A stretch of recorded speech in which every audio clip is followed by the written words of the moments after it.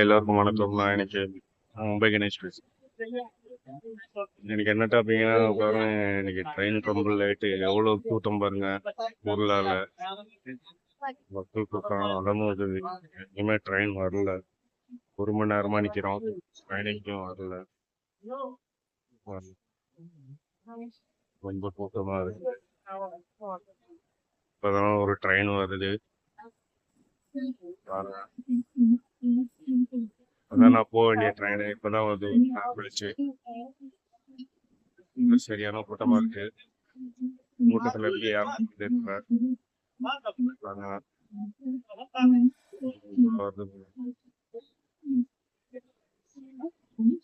கூட்டம்